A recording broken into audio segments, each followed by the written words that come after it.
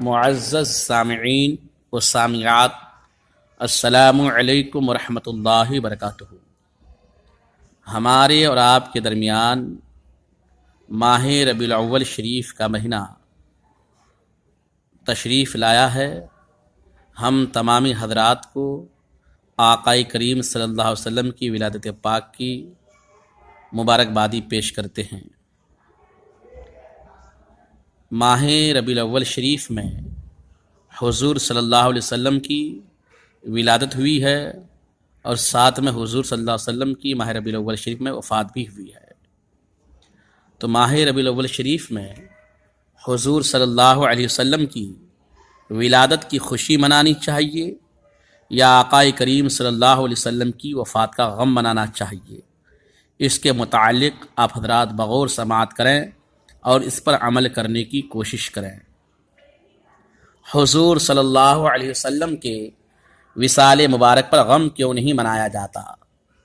بعض لوگ ربیع الاول شریف کے موقع پر عید میلاد النبی صلی اللہ علیہ وسلم منانے والوں پر ایک اعتراض یہ کرتے ہیں کہ حضور کی ولادت باسعادت اور وصال مبارک ایک ہی دن اور ایک ہی ماہ میں ہوئے ہیں، لہٰذا حضور کی ولادت کی خوشی منانے کے بجائے ان کے وصال فرما جانے کے افسوس میں غم منانا چاہیے۔ اور اس پر نہ جانے کیا کیا باتیں کرتے ہیں کہ جی دیکھو حضور کے یوم وصال کا غم ہی نہیں۔ لہذا ہم ان کے لیے اتنا ہی عرض کرنا چاہیں گے کہ غم کرنا امت مسلمہ کا شیوا نہیں، اللہ کی نعمتوں کے بدلے شکر کرنا اور شکر بجا لاتے ہوئے خوشی کرنا اللہ رب العزت کا حکم ہے۔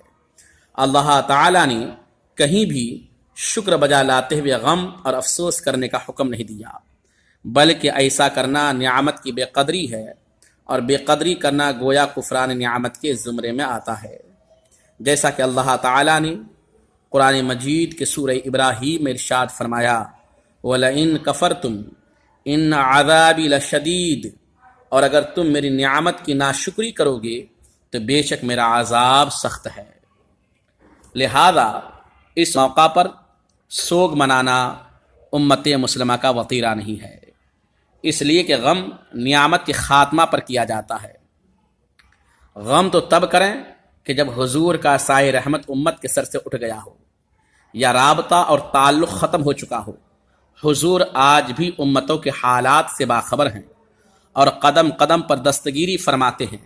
نہ تو حضور کی عنایتوں میں کمی آئی، نہ تو ان کی شفقتوں میں کمی آئی، اور نہ ان کی مہربانیوں میں کمی آئی، نہ ان کی طرف سے ملنے والی ہدایتوں میں کمی آئی، نہ حضور کے تصرف و کمال میں کمی آئی، اور نہ ان کے حسن و جمال میں کمی آئی، نہ ان کے مرتبہ میں کچھ فرق پڑا، نہ نبوت و رسالت میں کمی واقع ہوئی۔ جب سب کچھ اسی طرح موجود ہے تو غم کس بات کا؟ امت کے حق میں حضور کی ولادت اور وصال دونوں رحمت ہیں۔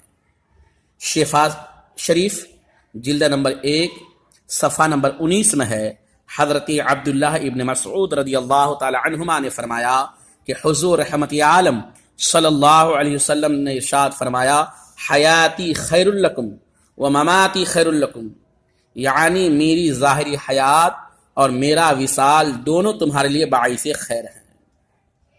صحیح مسلم شریف جلد نمبر 2 صفحہ نمبر 249 میں ہے، جب اللہ تعالی کسی امت پر اپنا خاص کرم کرنے کا ارادہ فرما لیتا ہے تو اس امت کے نبی کو وصال عطا کر کے اس امت کے لیے شفاعت کا سامان کر دیتا ہے، اور جب کسی امت کی ہلاکت کا ارادہ فرماتا ہے تو ان کی ظاہری حیات میں ہی عذاب میں مبتلا کر کے ہلاک کر دیتا ہے، اور اس امت کی ہلاکت کے ذریعے اپنے پیارے نبی کی آنکھوں کو ٹھنڈک عطا کرتا ہے۔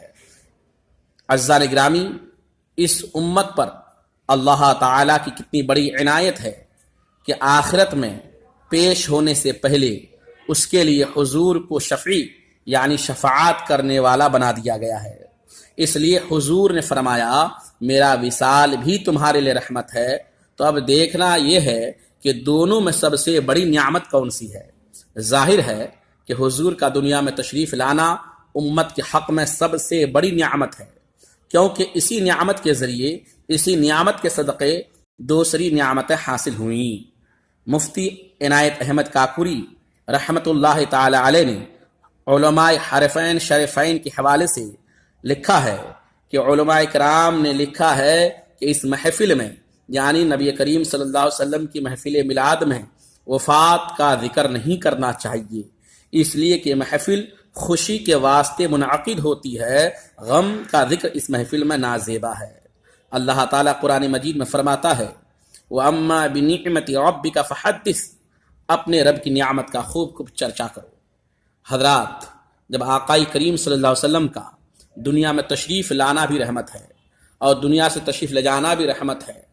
آقائی کریم صلی اللہ علیہ وسلم کی شریعت صبح قیامت تک کے لیے جاری و ساری ہے، سرکار کا فیض بھی ہم سب پر جاری ہے، تو غم سرکار دو عالم صلی اللہ علیہ وسلم کی وفات کا نہیں بنانا چاہیے، بلکہ آقائی کریم صلی اللہ علیہ وسلم کی ولادت کی خوشی شریعت کے دائرے میں رہ کر منانا چاہیے۔